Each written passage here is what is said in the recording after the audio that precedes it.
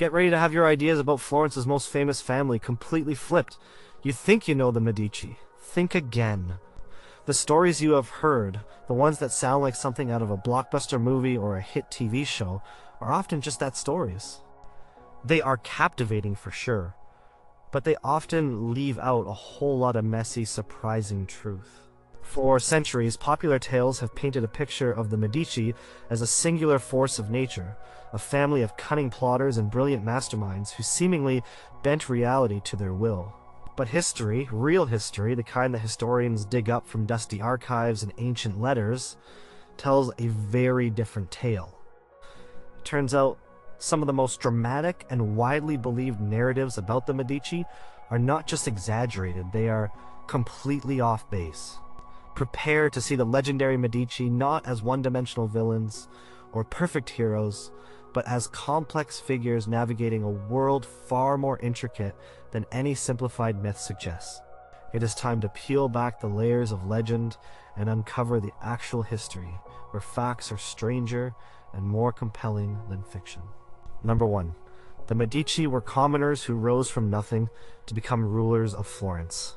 The story often told about the Medici family begins with a powerful image, a group of humble, ordinary people, perhaps just simple merchants, pulling themselves up by their bootstraps through sheer grit and intelligence to become the absolute rulers of one of Europe's most vibrant and influential cities. This rags to riches narrative is certainly compelling. It suggests that anyone, no matter their origins, can achieve extraordinary power and wealth. It is a story that fits well with modern ideals of social mobility and individual achievement. This popular idea suggests that the Medici were outsiders, newcomers, who bravely broke into the established elite, and, through their own efforts, carved out a place for themselves at the very top. It implies a dramatic transformation from obscurity to undeniable prominence, a sudden ascent from the lowest rungs of society to the highest echelons of power. However, historical records present a considerably different picture of the Medici family's beginnings. While they were not initially dukes or royalty, they were far from impoverished commoners. The Medici family had roots stretching back several centuries in the Mugello region, a valley just north of Florence. They were landowners and had been involved in local affairs long before any of them became household names across Europe. By the 13th century, members of the Medici family had already moved into Florence and established themselves as respectable, indeed prominent citizens. They were active participants in the city's guilds, which were powerful organizations representing various trades and professions. The membership in these major guilds was not open to just anyone. It required a certain level of wealth, influence, and social standing.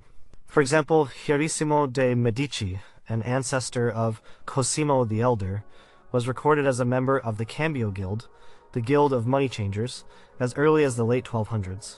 This placed the family firmly within the Florentine commercial elite, a far cry from a struggling background. They were not new to the complexities of urban life, nor were they unfamiliar with the mechanisms of trade and finance that powered the city's economy. The family also possessed a history of holding public office within the Florentine Republic. Salvestro de' Medici, who lived in the late 14th century, long before Cosimo the Elder solidified the family's informal rule, was a significant figure in Florentine politics. He served as Gonfalonier of Justice, the highest executive office in the Florentine Republic, in 1378. His actions during the Ciompi Revolt, a widespread uprising of the disenfranchised textile workers, demonstrate that the Medici were already a recognized force in Florentine political life, capable of influencing significant public events and aligning with certain factions. The wealth that allowed the Medici Bank to flourish, which often serves as the bedrock of the rags to riches myth, was not conjured from thin air. It was built upon generations of commercial activity, including wool trading, agriculture, and smaller-scale banking ventures. While the Medici Bank, particularly under Giovanni de' Medici, Cosimo's father, became spectacularly successful and innovative, its foundation rested on existing family resources and an established network of business connections. They had capital to invest, properties to leverage, and a family name that carried a certain weight, even if it was not yet synonymous with absolute power. The family's real estate holdings, for instance, expanded gradually over generations, accumulating valuable urban and rural properties that provided both income and a tangible sign of their established status. Marriage alliances also played a critical role in solidifying their position. Before Cosimo the Elder's ascendancy, Medici family members regularly married into other prominent Florentine families, weaving a complex web of kinship and shared interests that was characteristic of the city's patrician class. These were strategic unions that further integrated the Medici into the established social and economic fabric of Florence. Florence itself, in the 14th and 15th centuries, was a republic dominated by an oligarchy, a system where power was held by a relatively small number of wealthy and influential families. These families, often referred to as the Grandi or the Popolani Grassi fat people, controlled the city's guilds, political offices, and vast commercial enterprises. The Albizzi, the Strozzi, the Pitti, and the Russelli were just a few of the families who, at various points, either rivaled or even surpassed the Medici in terms of wealth or political influence. The Medici were very much a part of this intricate social landscape, not outsiders attempting to break in. Their rise was not about moving from commoner status to nobility, because Florentine society did not operate on a strict noble-peasant divide in the same way some other European monarchies did. Instead, it was about consolidating and expanding an already significant position within the existing patrician class.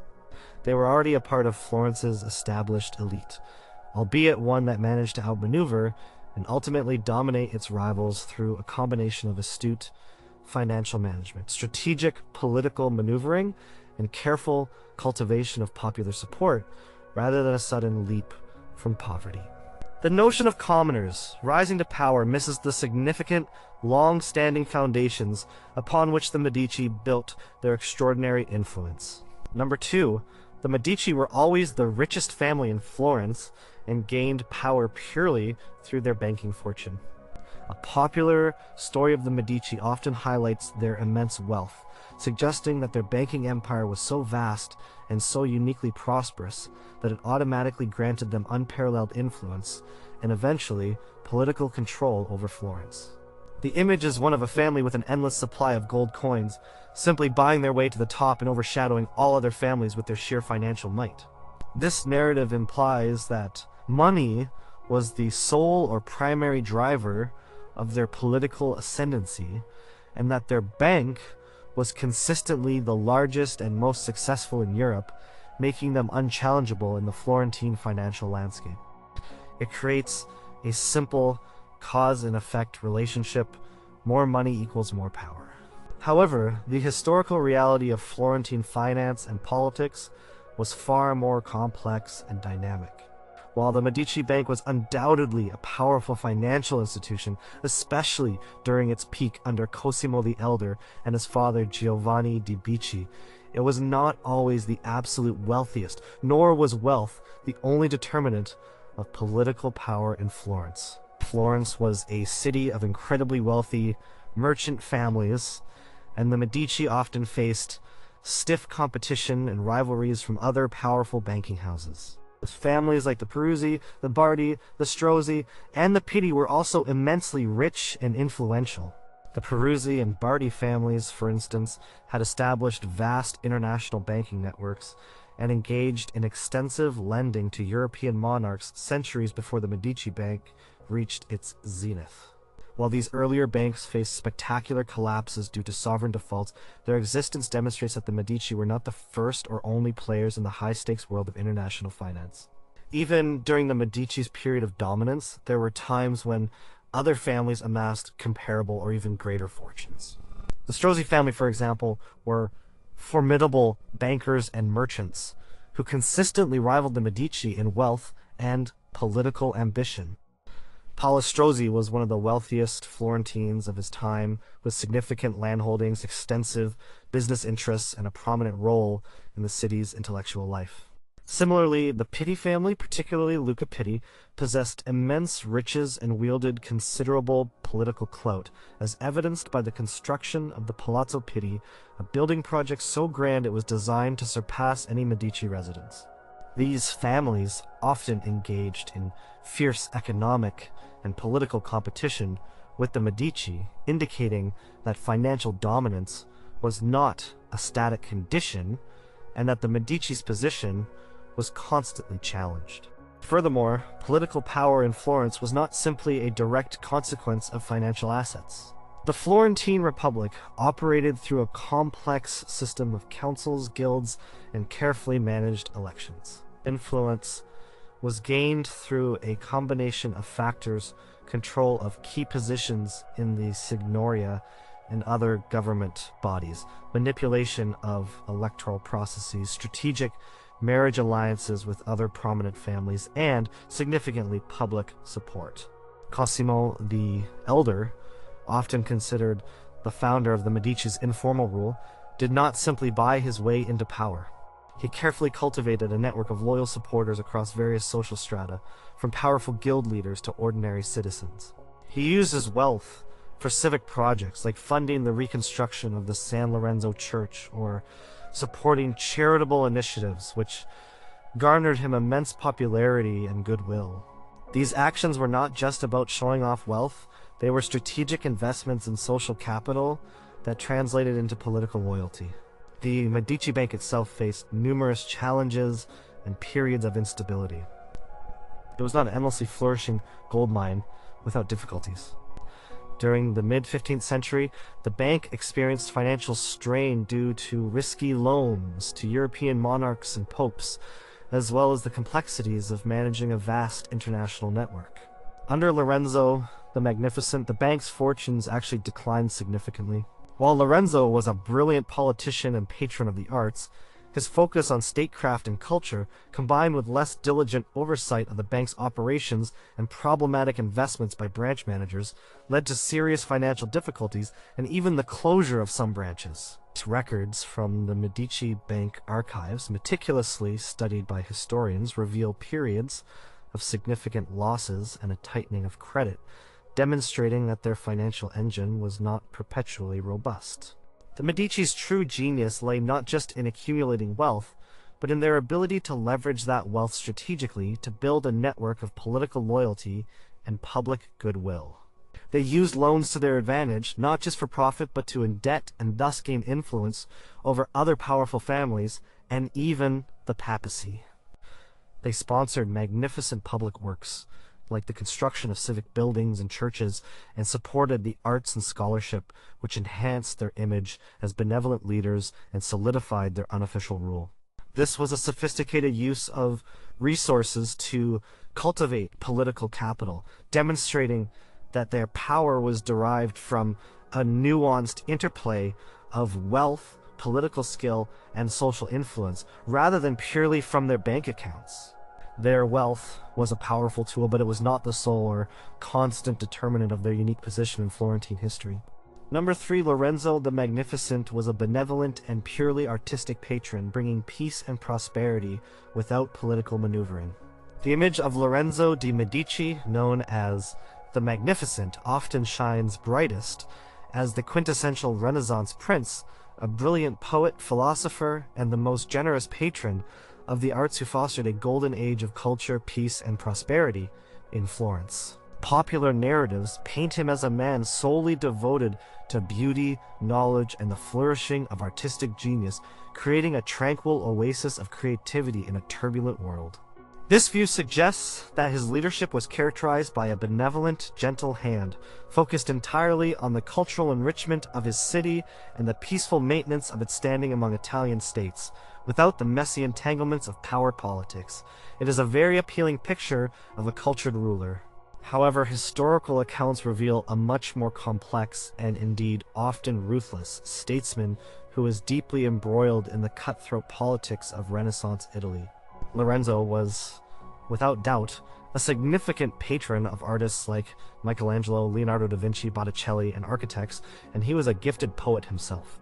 His court was a center of intellectual and artistic ferment, but his patronage was rarely a simple act of benevolence. It was often a deliberate strategy to enhance the prestige of Florence, and crucially, to legitimize and project the power of the Medici family. By associating himself with the greatest minds and talents of the age, Lorenzo crafted an image of himself as a cultured, enlightened ruler, which served to cement his informal control over the Republic and elevate Florence's standing on the international stage. Art was a powerful tool of diplomacy and propaganda. The idea that Lorenzo brought unblemished peace and prosperity is challenged by the significant conflicts and economic difficulties that marked his rule. The most dramatic example of the violent realities of his time is the Pazzi conspiracy of 1478. This was not a mere political disagreement, it was a brutal orchestrated plot by rival Florentine families, primarily the Pazzi, with the explicit backing of Pope Sixtus IV and the Archbishop of Pisa to assassinate Lorenzo and his brother Giuliano during Mass at the Florence Cathedral. Giuliano was murdered, but Lorenzo, though wounded, managed to escape. The brutal aftermath saw the conspirators hunted down and executed, often publicly, and the Pope excommunicated Lorenzo and placed Florence under an interdict, a severe religious penalty. This event plunged Florence into a devastating war with the papacy and the Kingdom of Naples, a conflict that lasted for 2 years and severely strained Florence's resources and stability.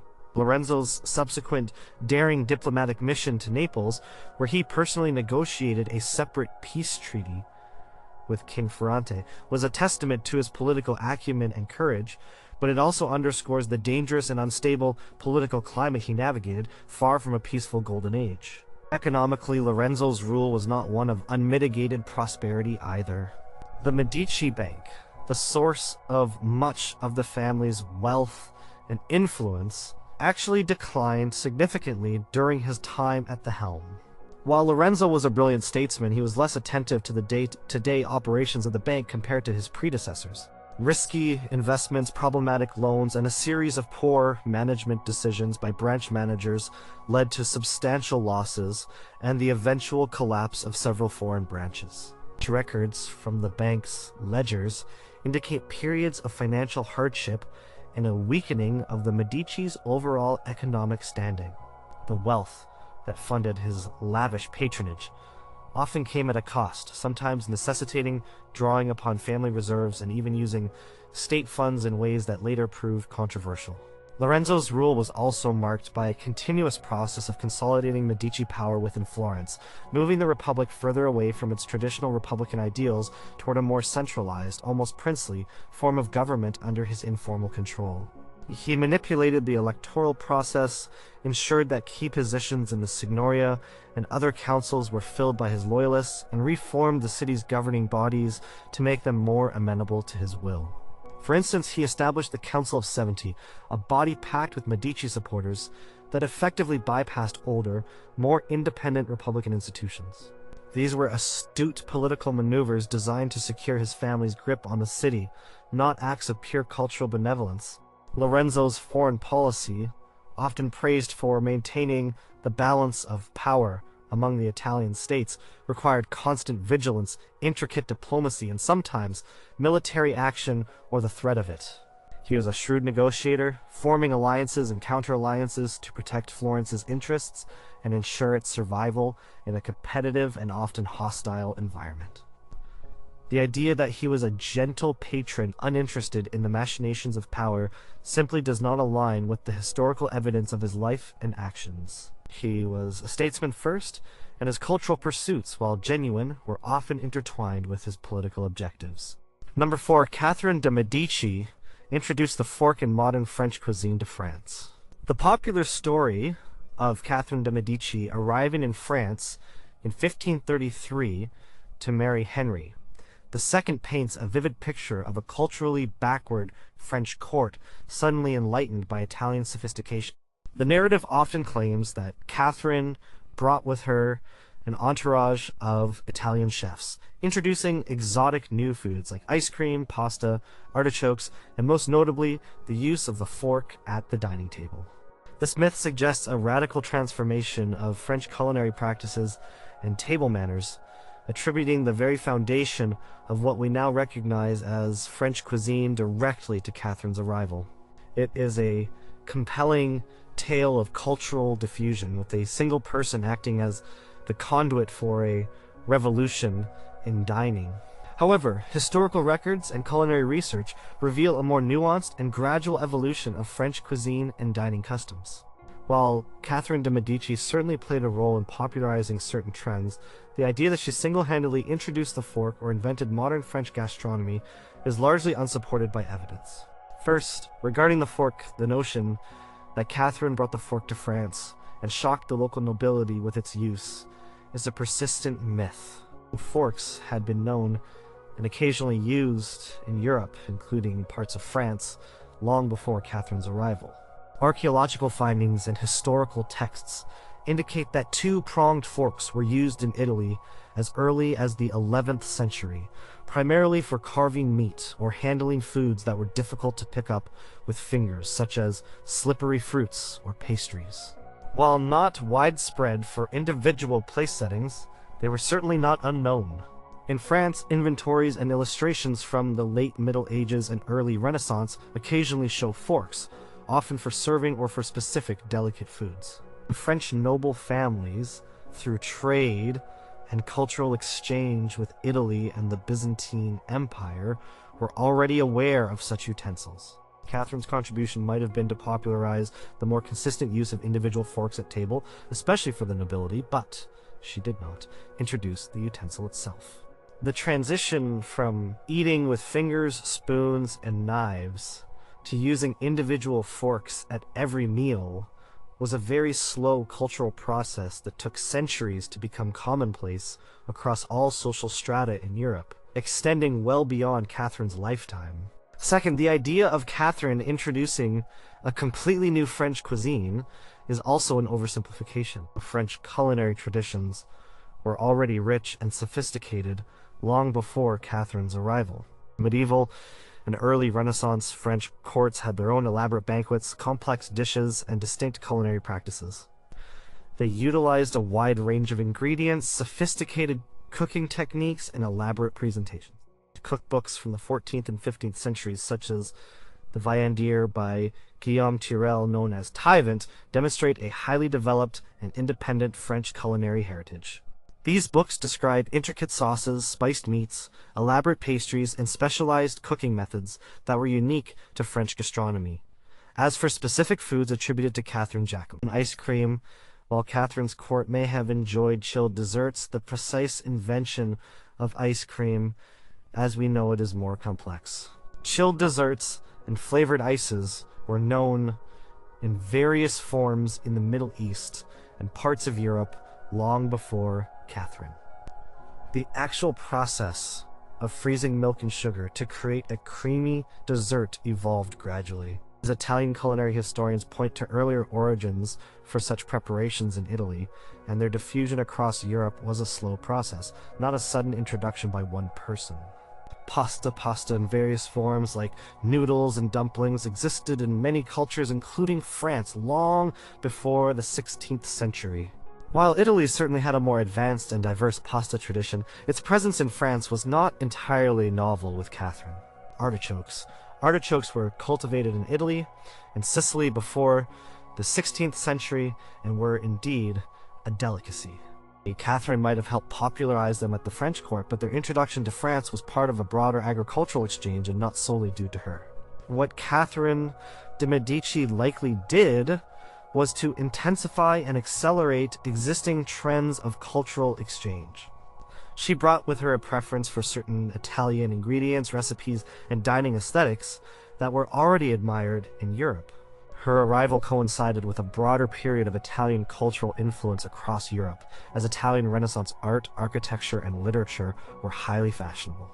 Her court undoubtedly contributed to the gradual refinement of French courtly dining, encouraging lighter dishes, more elegant presentations, and a greater emphasis on fresh produce. However, this was a process of assimilation and adaptation where Italian influences were blended with existing French traditions rather than a wholesale replacement or a singular introduction by one individual. The evolution of French cuisine was a cumulative effort over centuries, shaped by countless chefs, regional variations, agricultural developments, and cultural exchanges, not simply the arrival of one Italian queen. Number 5. The Medici seized power in Florence through sheer force and tyrannical rule. The common narrative about the Medici's rise to power in Florence often portrays them as ruthless tyrants who brutally seized control of the Florentine Republic through military force, overt manipulation, and outright suppression of democratic institutions. This story paints a picture of a family imposing its will on the city through raw power, transforming a proud republic into a personal fiefdom by force, much like a conquering army or an absolute monarch establishing a dictatorship.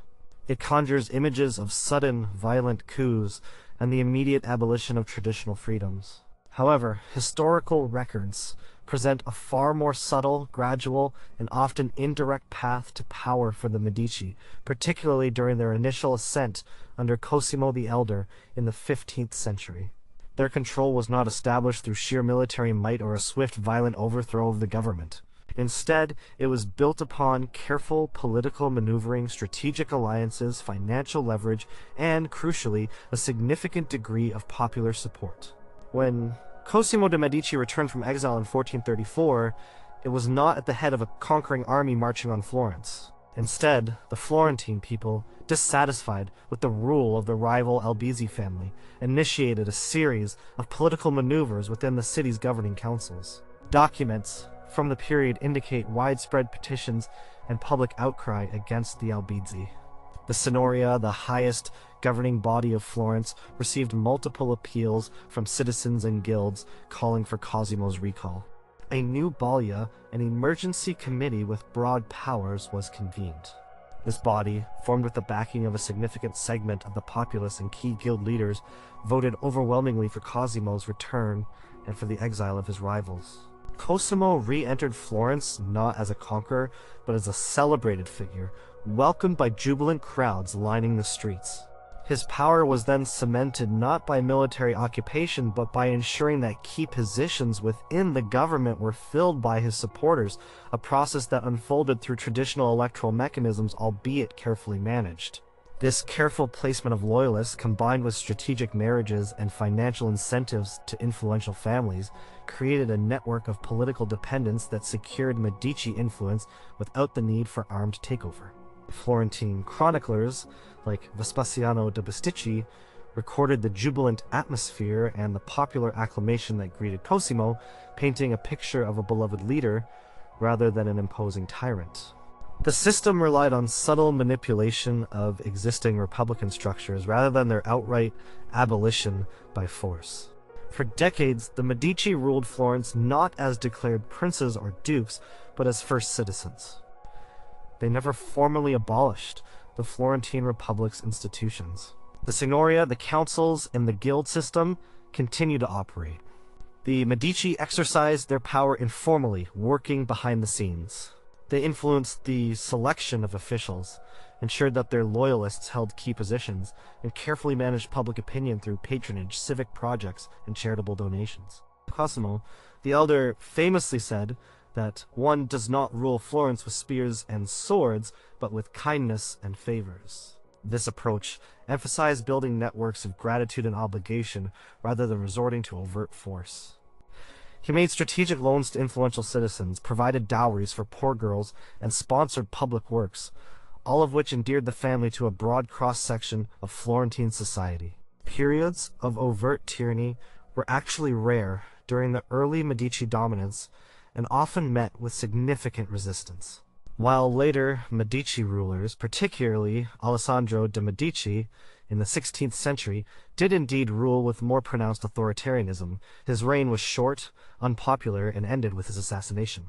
It was only much later, in the mid-16th century, under Cosimo I de' Medici, that the family finally formalized their rule, moving from informal control to openly establishing a hereditary monarchy, first as Dukes of Florence and then as Grand Dukes of Tuscany. This transition was a multi-generational process prompted by imperial recognition in the changing political landscape of Europe, not a sudden usurpation by force at the outset of their power. The Medici's hold on Florence was periodically challenged, demonstrating that their power was not absolute or maintained solely by force. There were exiles, conspiracies, and popular uprisings that temporarily dislodged them, such as the expulsion of Piero de' Medici after the death of Lorenzo the Magnificent, leading to a republican interlude under figures like Girolamo Savonarola. The family had to fight to regain their position, often relying on foreign military support and a careful recultivation of domestic alliances. The cyclical nature of their power, with periods of informal rule, exile, and return, contradicts the idea of an unbroken, forceful tyranny from the very beginning. Their initial and enduring success came from a sophisticated understanding of Florentine politics, a masterful use of wealth for political ends, and the ability to project an image of benevolent leadership, all while maintaining the outward appearance of a republican government.